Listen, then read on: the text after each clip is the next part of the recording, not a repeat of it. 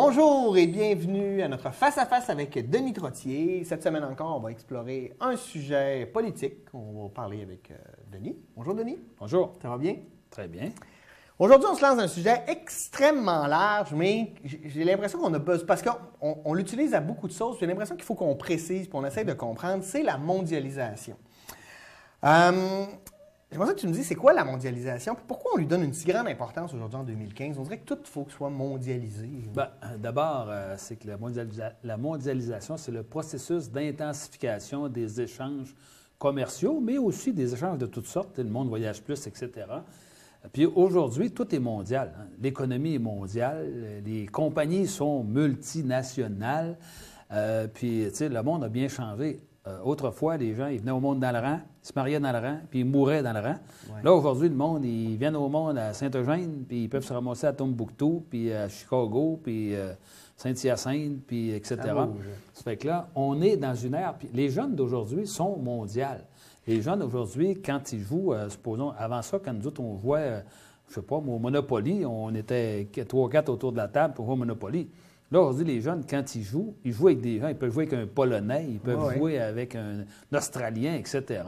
Ça fait que là, on est au niveau de la planète, puis c'est rendu possible à cause des moyens de transport, puis surtout à cause des moyens de télécommunication, etc., qui sont à bas prix, en gros. Là, ça fait que c'est vrai. On est dans un monde mondial. La première fois que je suis parti en voyage, sur un mois, j'ai appelé mes parents une fois 3 minutes, ça coûtait un prix de fou. Ouais. Là, mes parents sont partis un mois, puis on se parle à tous les jours.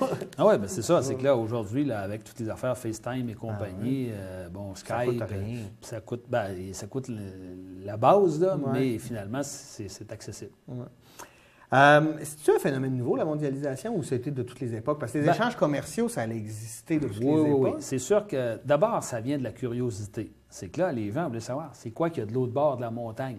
Ouais. C'est quoi qu'il y a de l'autre bord du lac? C'est quoi qu'il y a de l'autre bord de l'océan? Ça fait que finalement, tu sais, ça vient d'un processus de savoir, de connaître c'est quoi la réalité dans laquelle on vit. Puis plus les moyens de transport se sont développés, plus à ce moment-là, les échanges ont été importants. Puis on dit là, que ça.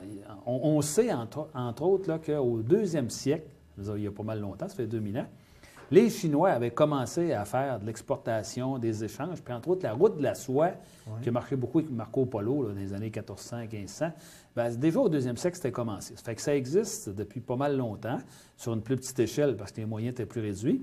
Mais je dirais que ça a donné un grand coup à partir de Christophe Colomb, en 1492, l'Amérique. Là, on découvre là, un autre continent. C'est là, les surprenant. Oui. Là, c'est le gars pense se ramasser en Chine, il se ramasse à Cuba.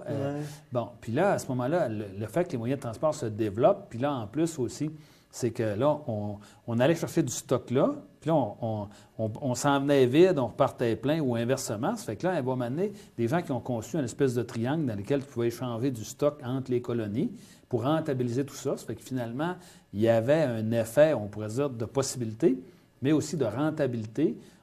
Puis c'est comme aujourd'hui, pourquoi est-ce que les Chinois ramènent de la récupération? Ils partent avec des journaux, du métal, etc. Ils ramènent ça en Chine. Pourquoi? Parce qu'ils s'en viennent avec des bateaux bien pleins de petits gugus qui s'en vont de Dolorama, puis le bateau s'en retourne vide. Fait que tant qu'à ramener le bateau vide, bien, ils ramènent du stock qui ne lui coûte rien parce que le bateau s'en retourne de toute façon. Oui, c'est ça. Fait qu'ils essayent de... OK, c'est intéressant. Qu'est-ce qui a favorisé l'expansion de la mondialisation? Je pense que tu en as glissé un mot, les télécommunications. Oui, bien c'est ça. Les moyens de transport, tant que les moyens de transport sont peu développés, on ne peut pas conserver le stock. Puis aujourd'hui, avec les containers, là, c'est encore pas mal mieux. Là, c'est pas compliqué. Tu mets ça sur un gros bateau, ça arrive, les boîtes sont empilées, tu peux faire des super gros transports, c'est sécuritaire, etc. Puis aussi, c'est que là, il y a aussi il y a eu le développement des colonies. À un certain moment donné, là, les gens avaient besoin de ressources, ils allaient chercher du café, ils allaient chercher toutes sortes d'affaires. Puis après ça, c'est que là, il y a du monde là, qui ont voulu devenir le boss des boss, là, maître du monde. Ça fait partie de la game. Les compagnies ont voulu devenir de plus en plus grandes, maîtriser c'est maître du monde, là, ça fait partie de la game. Là. Tu commences par être le boss du rang, puis tu veux finir par être boss de la planète. C'est quoi les avantages? C'est quoi les inconvénients? Parce que ça peut pas être juste bon, parce qu'il y a des gens qui sont contre la mondialisation et d'autres qui sont vachement pour. C'est comme le reste. Il n'y a jamais juste des avantages, juste des inconvénients. Bon, si on regarde comme consommateur, le fait de pouvoir avoir accès à toutes sortes de pays qui produisent toutes sortes d'affaires, puis des pays qui sont spécialisés, bien, ça fait des produits moins chers. Puis il faut être conscient aussi qu'il y a des gens qui produisent pour presque rien. Il y a encore beaucoup de gens, 1 milliard de personnes gagnent 2 piastres par jour. Bien, ce monde-là, il ne coûte pas cher à faire travailler. Comme consommateur, c'est bon parce qu'on peut acheter des produits pas chers. Tu sais, je regarde des grosses télévisions, là, aujourd'hui, pour 400-500 piastres, tu peux avoir une immense télévision. Puis quand on pense que dans les années 60, une télévision en couleur, ça coûtait 400-500 piastres, puis ça valait l'équivalent de 5 000 piastres aujourd'hui, c'est que ça a baissé les prix. Ouais. Fait que là, comme consommateur, tu peux avoir des avantages. Mais si on regarde ça, c'est que là, il y a des gens qui se font exploiter parce qu'il n'y a pas de règles internationales au niveau là, de salaire minimum mondial, des choses comme ça. Fait qu'il y a des gens qui se font exploiter. Les écarts s'agrandissent entre les riches et les pauvres. Puis aussi, c'est qu'il y a des pays qu'on a surspécialisés. Il y a des pays, supposons, toi, tu fais des bananes, toi, tu fais du café. Mais là, comment tu veux te nourrir? Là? Celui qui fait juste du café, là, rendu à 10e tasse de café, c'est quoi que tu manges à part de ça? Ouais. Fait que là, il y a des pays il y a des grandes multinationales, Chiquita ou n'importe quoi, qui sont arrivés, qui ont pris le contrôle des pays, de l'économie, puis finalement, ils leur font produire 1 ou 2 produits. Ça fait que ces pays-là sont extrêmement dépendants. Tout ça pour dire le cours de la banane tombe. Oui, il y a ça. Ou s'il y a une maladie, par exemple, ou quelque chose de ce genre-là, ça fait qu'ils sont assez mal pris. Mais moi, je pense que il va falloir qu'il y ait un encadrement là-dedans, parce que là, c'est un peu la loi de la jungle au niveau international. T'sais, on a aboli la loi de la jungle dans des pays comme nous autres civilisés. On a dit, regarde, tu ne peux plus faire n'importe quoi. Il y a des règlements pour le commerce, il y a des règlements pour, je ne sais pas, moi, la justice, etc. Mais au niveau de l'économie mondiale, ça fait dur. Peut-être le temps, là. Parce qu'on a vu, entre autres, ce qui s'est passé au Bangladesh quand les manufactures il y a eu un effondrement, plein de monde qui sont morts. Puis on a dit, on va augmenter votre qualité de vie. Bien, ils sont passés de 15 à 24 cents $. Ça reste une bonne augmentation. Mais sauf qu'il y a une question, par exemple, de salaire, mais il y a une question aussi de est-ce que tu es dans un édifice qui va tomber? Là, au Bangladesh, l'édifice a tombé à terre. Là, ça fait que là, y a-tu moyen au moins que le monde ne risque pas leur vie? Puis ça a pris ça pour dénoncer le fait qu'il y avait des salaires de crève-faim. Oui, mais ça a toujours un peu existé. Il y a toujours des gens qui ont dénoncé ça, mais puis aujourd'hui, c'est que les consommateurs veulent savoir où c'est produit, comment c'est produit. Fait que ça, c'est bon parce que nous autres, on a un rôle à jouer là-dedans. Là. C'est que si nous autres, on achète les produits en se fermant les yeux et on dit « moi, je m'en sac comment c'est produit », bien, il faut être conscient que quand les gens produisent des affaires pas chères, nous autres, on ne travaille plus chez nous. Là. Ça, c'est l'autre conséquence. Là. C'est que là, c'est qu'il y a des produits qu'on faisait avant, par exemple le textile. On faisait beaucoup de textile là, au Québec. Là. Il y avait des régions entières qui étaient spécialisées dans le textile. Aujourd'hui, si toutes ces manufactures-là ont tombé parce qu'ils n'étaient plus capables de rentabiliser, ça fait que là, quand tu ne t'occupes pas de ce qui se passe ailleurs, bien souvent, ça a des conséquences chez vous parce que ça fait fermer tes propres usines. Oui, c'est clair. C'est quoi le rôle des... tu sais, il y a des organismes qu'on entend souvent, que ce soit aux nouvelles ou tout ça, puis on ne sait pas nécessairement c'est quoi leur rôle. Quand je parle, mettons, du Fonds monétaire international, de la Banque mondiale, l'Organisation mondiale du commerce, c'est quel rôle qu'ils jouent dans la mondialisation, ces organismes? D'abord, ces grandes organisations-là, comme l'OMC, ça a été mis en place après la Deuxième Guerre mondiale.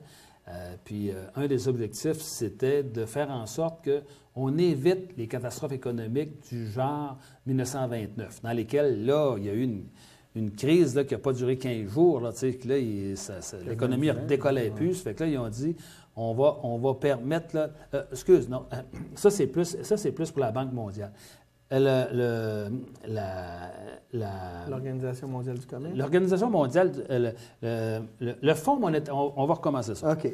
Le Fonds monétaire international, lui, il est mis en place après la Première Guerre, puis l'objectif, c'est de reconstruire les pays qui ont été en guerre, mettons l'Europe, le Japon, des pays qui ont été détruits, puis là, ils ont dit, on ne peut pas laisser ces pays-là comme ça, c'est pas bon pour l'économie, ça fait que là, il y a eu des fonds qui ont été amassés par toutes sortes de pays, puis on les a prêtés de l'argent, puis on a dit, reconstruisez-vous. Bon. Après ça, il y a eu la Banque mondiale. La Banque mondiale, c'était pour éviter les crashs, comme on dit, comme il y a eu durant la crise de 1929.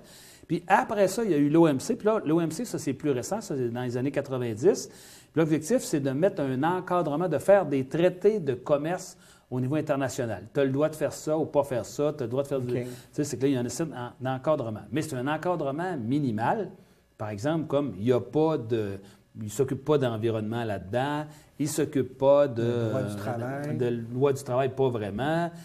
Il y a des... mettons comme, il y a des garanties. Tu as signé un contrat avec un pays, il est obligé de le respecter. S'il ne respecte pas, tu peux poursuivre. Mais disons que c'est plus fait pour les compagnies que pour les travailleurs. Ouais. Là, je pense qu'on serait rendu peut-être à s'occuper du monde aussi, parce qu'il ne faut pas oublier que, dans le fond, il y a des grands débats. Est-ce que c'est l'économie qui est au service des humains ou les humains qui sont au service de l'économie? Là, présentement, il y a beaucoup de monde qui croit que c'est les humains qui sont au service de l'économie. L'économie, elle s'en va où? Dans les poches des plus riches. Oui, là, je pense qu'il y a des grandes questions à se poser. Puis c'est pas pour rien qu'il y a des organisations anti-mondialisation qui ont été mises en place parce que ça déborde. On va y revenir à ces organisations-là. Puis en passant, peut-être une petite anecdote, la première compagnie multinationale, là, c'était Signeur les moulins à coudre. OK. Tu sais, des fois, les gens, ils pensent que ça peut être Coke, des affaires comme ça. Non, c'était Signeur, c'était les moulins à coudre.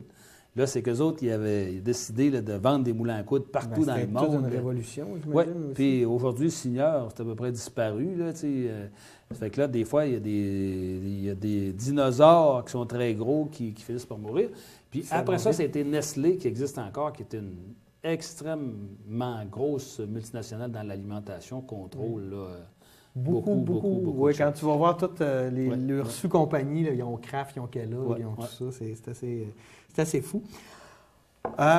Nos gouvernements signent de plus en plus de traités de libre-échange. On voit, là, c'était, dans les années 80, c'était avec les États-Unis, après ça, le Mexique, l'Europe, là, on vise l'Asie. Pourquoi on utilise cette avenue-là plutôt que de regarder pour développer l'achat local, par exemple? Moi, je pense qu'il faut essayer de faire les deux, mais il faut être conscient que, admettons qu'au Québec, nous autres, on dit on vend juste localement. À qui qu'on vend le bois? Il n'y a quasiment pas de monde. À qui qu'on vend le papier? À qui on vend, je ne sais pas, moi, le blé d'Inde qu'on fabrique? Ça fait que, nous autres, il y a beaucoup de production qu'on fait en grande quantité, les minerais. Là, s'il n'y a pas de traité de libre-échange, on ne peut pas vendre ça à personne, ça veut dire qu'il n'y aura pas beaucoup d'emplois. Fait que là, moi, je pense que c'est une bonne chose d'avoir des traités de libre-échange, mais avec des conditions. Moi, je pense qu'il faut qu'il y ait des conditions. Puis là, c'est les conditions d'équité, je pense, qui manquent. Mais le principe de faire du libre-échange, c'est bon parce que sans ça, on n'aurait pas de clientèle pour vendre nos produits. Bon, après ça, sur le commerce local, bien, c'est sûr que tous ces traités-là, ça finit par faire en sorte que là, le stock voyage plus, puis il y a une certaine menace, entre guillemets, pour l'économie locale. Mais s'il n'y a pas d'emploi, parce qu'on n'est pas capable d'exporter, il n'y a personne qui va acheter localement, ça va être encore pire. Oui. Moi, je pense que les échanges, c'est là pour rester. Ce que ça prend, c'est de mettre un encadrement qui va éviter qu'il y ait des gens qui puissent se faire exploiter dans tout ça, puis que ça puisse se faire, qu'il puisse avoir des échanges qui sont relativement équitables. Oui, parce que là, à cause du libre-échange, il n'y a plus de tarifs douaniers. C'est pour ça qu'on est capable d'avoir des morceaux de linge à des prix qui n'ont pas d'allure. Oui, tu sais, des racks, on voit ça des fois à 5 et moins. Là, ils font encore du profit. Là, y a-t-il quelqu'un qui peut faire une chemise à 5 et moins au Québec? Non, personne. Ou peut-être, mais ils ne sont pas en affaires. C'est un missionnaire. C'est ça. Comment travailler avec les entreprises multinationales? Parce que, eux autres, mettons, le siège social est ailleurs. Est-ce que, on a vu, par exemple, ici, à Alcan, on a senti vraiment qu'une fois qu'ils ont été achetés par Rio Tinto, que le mode de gestion était différent, puis que le rapport avec les gens, la population, les travailleurs. Comment on peut travailler avec ces gens-là? C'est sûr qu'avant, on avait une relation privilégiée. Le siège social était à Montréal. Si tu voulais faire quelque chose, là, puis il y avait une liberté beaucoup plus grande. Là, plus le siège social est loin, plus c'est difficile d'atteindre les gens. Puis plus tu deviens un petit morceau, une petite pichenote sur le mur, dans un immense conglomérat qui fait en sorte que toi, là, ça ne fait pas ton affaire, on prend notre petite pichenote et on met ça dans la poubelle. On va la mettre au Texas. C'est ça. Ça fait que là, je pense qu'on n'a pas le choix. Il faut se regrouper, soit par pays, soit des organisations pour faire des pressions, parce que là, un individu là-dedans, ça devient une goutte d'eau vraiment dans l'océan. Mais il y a moyen de se regrouper puis de faire des pressions collectivement pour dire, écoutez, nous autres, on veut qu'il se passe quelque chose avec ça. Puis aussi, il faut s'affirmer localement aussi, d'être capable de dire à des entreprises, nous autres, on n'accepte pas ça, de la manière que tu fonctionnes. Tu es chez nous, là, puis là, nous autres, on pense que ça doit se faire comme ça. Il faut d'abord se tenir debout localement. Oui. L'autre élément, c'est que je pense qu'un des, on pourrait dire, des leviers qu'on a pour civiliser le grand capital, c'est toute la question des certifications. On l'a vu dans le cadre de certification forestière, ça peut causer des problèmes, Mais s'il n'y en a pas, c'est n'importe qui fait n'importe quoi, puis c'est pas mieux. Comment, Bon, est-ce que, mettons, il y a moyen d'améliorer les certifications? Je pense que oui, puis on va s'en aller de plus en plus vers ça parce que les gens, ils veulent savoir, pas tout le monde, mais il y a de plus en plus de monde qui veulent savoir la montre que j'ai achetée, dans quelles conditions ça s'est fait, est-ce que ça nuit à l'environnement, est-ce que les gens étaient bien payés, est-ce qu'il y a des bonnes conditions? Oui, c'est ça. Dans le fond, est-ce que c'est ça? Est-ce que je mange bio? Est-ce que le vin que je bois, il est dangereux pour ma santé ou au contraire, il est bon pour ma santé? Fait que les gens vont vouloir avoir de plus en plus d'informations parce qu'on est de plus en plus instruits. Puis il faut qu'on sache. Puis la curiosité, bien, c'est la mère des connaissances. Oui, puis à cette heure, tu te poses la question, tu peux avoir la réponse en 2 secondes oui, avec en plus. Internet C'est ça qui est sur ton intéressant. téléphone. C'est ça qui est intéressant. Je me rappelle, entre autres, moi, je buvais de l'eau. Il y avait de l'eau minérale, puis il y avait une compagnie qui s'appelait San Pellegrino. Puis là, moi, je m'imaginais que j'encourageais une petite coopérative en Italie, puis j'étais bien content de ça. Mais à un moment donné, j'ai fouillé sur Internet, je me suis aperçu que San Pellegrino, ça appartenait à Perrier. Perrier appartient à Nestlé. Puis là, bien, finalement, tu t'aperçois que là... oui, t'es mieux de ta faire toi-même. Ouais. Il y en a qui disent que la mondialisation peut nous garantir la paix mondiale dans le sens où l'interaction entre les pays, les économies des pays est tellement forte que personne ne va prendre la chance de partir en guerre parce que son économie tomberait. Bien, je pense qu'ils ont en partie raison, parce que là, on voit qu'il y a beaucoup de conflits, là. Mais c'est toujours des conflits dans des endroits, puis c'est pas toujours là qu'il y a le plus de business, là. Ouais. Tu sais, c'est que là, on voit des conflits en Afrique, là, puis on voit des conflits, mettons, au Moyen-Orient, mais c'est pas sur les puits de pétrole habituellement, c'est à côté des puits de pétrole. Puis, tu sais, c'est qu'il n'y a pas beaucoup de monde qui ont intérêt à ce qu'il y ait un conflit mondial, puis que toutes les entreprises soient détruites, parce que les gens qui font de la business, ils veulent faire de l'argent. Ils ne veulent pas perdre toute leur affaire. Fait que, oui, à mon avis, il y a une certaine forme de protection ou de sécurité du fait que les entreprises ont des business un peu partout dans le monde, puis ils ne souhaitent pas que ces entreprises-là soient détruites. Est-ce que c'est une garantie absolue? Non, mais il y a une certaine forme Parce qu'on l'a vu, entre autres, dans le cas de l'Ukraine, où l'Europe a dit « faites pas ça, mais en même temps, on les a laissés faire. Oui, mais tu sais, c'est que là, c'est drôle, hein, ça se passe jamais dans les pays les plus riches, ça se passe dans les pays les plus pauvres. Les pays les plus riches s'entendent pour dire ben, il y a une guerre là, puis là, ils fournissent des armes, chacun, tu sais, mettons, les Russes fournissent des armes d'un côté, les Américains fournissent d'un autre, les Japonais d'un autre côté, puis les Chinois de l'autre côté, mais ça ne se passe pas chez eux. Il n'y a pas beaucoup de monde qui serait prêt à dire ben moi, je prends me battre chez nous. Là, non, on va aller me battre chez eux. Puis en plus, là, on le voit, là, ce que les gens ils veulent faire, c'est fournir des armes, des drones, puis le kit, mais pas des soldats, parce que c'est pas bon politiquement quand les soldats reviennent dans des cercueils, c'est pas bon, ça. Non, mais le pays, moi, je pense entre autres à la guerre Iran-Irak, où c'est le même pays qui fournissait les armes aux deux côtés. Ouais. Je veux dire, ils se sont enrichis sur le dos de la guerre. Oui, puis avec un prétexte qui n'existait pas, qu'il y avait des armes de destruction massive qui n'existaient pas. Oui. Et ouais, c'est ça en plus. Est-ce que Internet puis la globalisation des communications, ça a un effet positif ou négatif sur notre société? Parce que c'est rendu que, oui, on a accès à tout, c'est le fun. Moi, quand je pense, entre autres, quand il y a eu la dernière élection d'Ahmadinejad en Iran, où normalement, il envoyait les journalistes en dehors du pays, là, on a quand même eu des informations, donc c'est positif. Mais d'un autre côté, c'est rendu qu'il se dit beaucoup de choses, des fois un peu n'importe quoi. Bien, c'est comme le reste. Hein?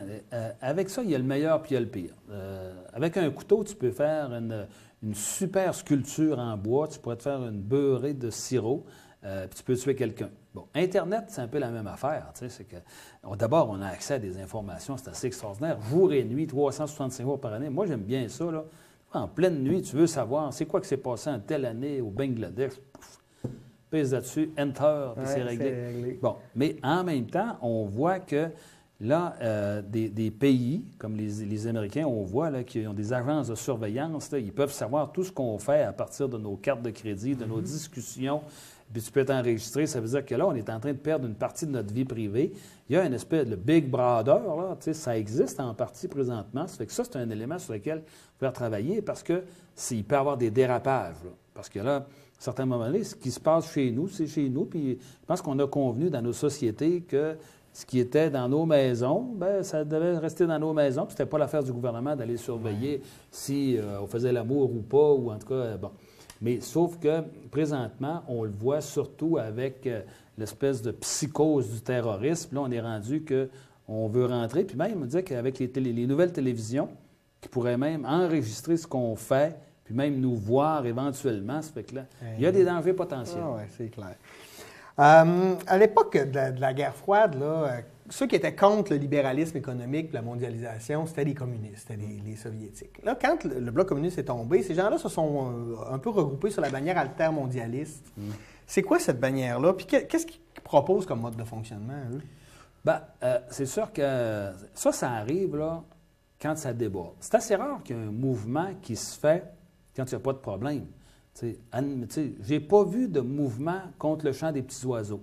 Ouais. Quand les affaires sont correctes, là, normalement, c'est bon. T'sais. Admettons qu'il y a une usine qui produit du lait, puis que là, il y a des vaches qui se promènent dans le champ. On ne voit pas beaucoup de monde là, se promener avec des pancartes contre l'abolition des vaches. Là. Mais quand à un moment donné, il y a des organisations qui se font, c'est parce que là, il y a des abus.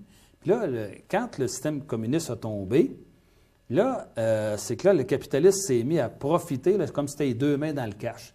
Tant qu'il y avait le communiste, c'est que là, le capitaliste avait une certaine réserve, puis là, il donnait des meilleures augmentations de salaire.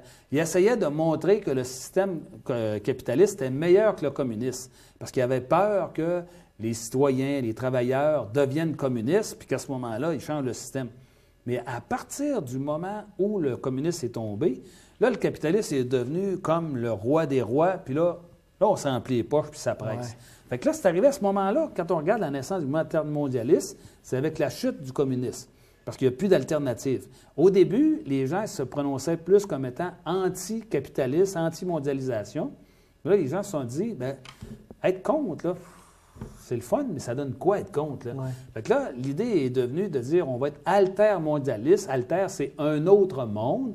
De proposer des alternatives, une société plus équitable, plus écologiste, plus de partage. Fait que c'est un peu ça l'idée qui est derrière ça, d'avoir un autre monde qui serait meilleur que celui dans lequel on est. OK. Puis, qu'est-ce qu'ils nous proposent, eux? Tu sais, concrètement, là? Ben, c'est eux qui nous parlent d'achat local? Oui. Puis de produits équitables, le kit. Ça a tout du bon sens. Mais il propose un peu une société idéale. Bon. Ouais. Mais, tu sais, c'est qu'à un certain moment donné... La vérité est entre les deux. Oui, puis en plus aussi, c'est que parfois, comme là, tu sais, les gens, mettons, qui sont contre, mettons, le capitalisme, bien, ils ne se rendent pas compte que pour pouvoir, mettons, changer des affaires... Prenons un pays comme la Chine. Là. La Chine, là, est très pauvre. Bon, là, est-ce qu'on va dire à ce monde-là, restez pauvres, vous autres, la richesse, c'est juste pour nous autres? Tu sais, là, nous autres, on a des autos, puis le kit. Puis là, eux autres, ben non, restez avec vos buggy et vos bicycles. Là. Ça ne marche pas. On ne peut pas leur dire ça. Puis là, à un moment donné, eux autres, il y avait des moyens, des technologies pas très écologiques, très polluantes. Puis là, présentement, tu sais, là, ils ont fait beaucoup de développement qui a amené beaucoup de pollution. Puis là, ils s'aperçoivent là, qu'ils sont en train d'étouffer dans cette affaire-là. Puis là, en Chine, présentement, ils disent que 10 des activités extérieures sont annulées parce qu'il y a trop de pollution.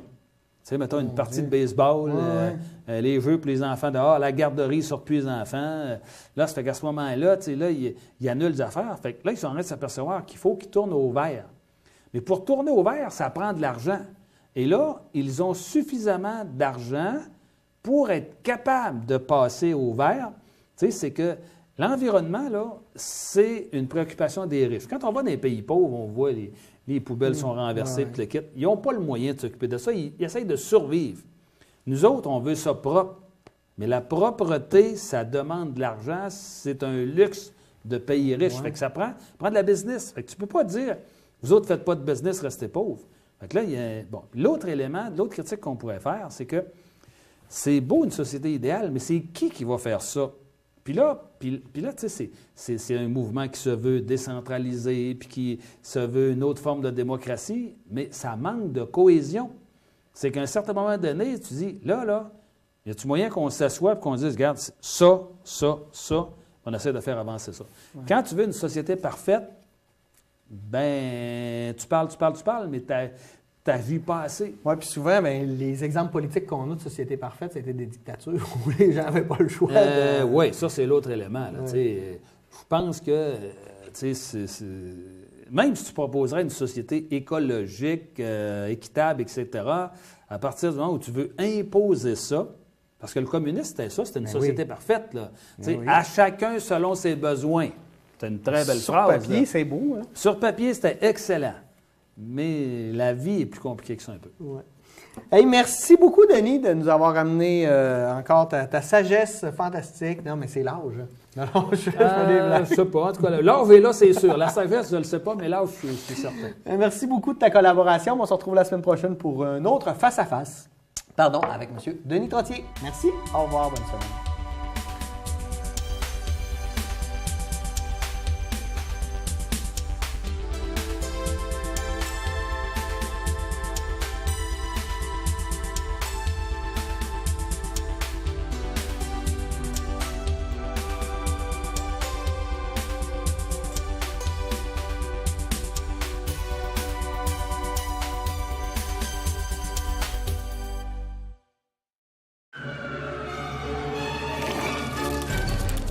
Durant la saison de la grippe, le virus peut apparaître n'importe où.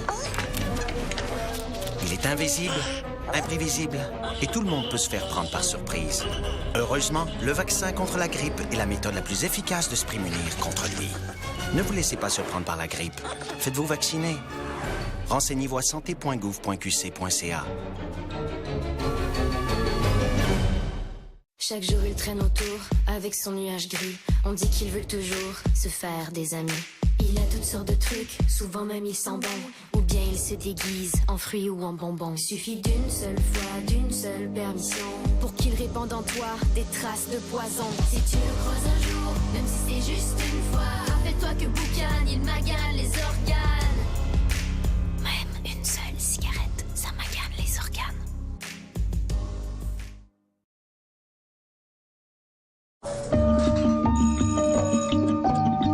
Ils étudient, elles travaillent, ils créent, elles innovent, ils grandissent. Sans leur présence, le Québec ne serait pas complet. Des milliers d'hommes, de femmes et d'enfants contribuent plus que jamais au développement de notre société. L'avenir du Québec ne peut s'écrire sans l'immigration.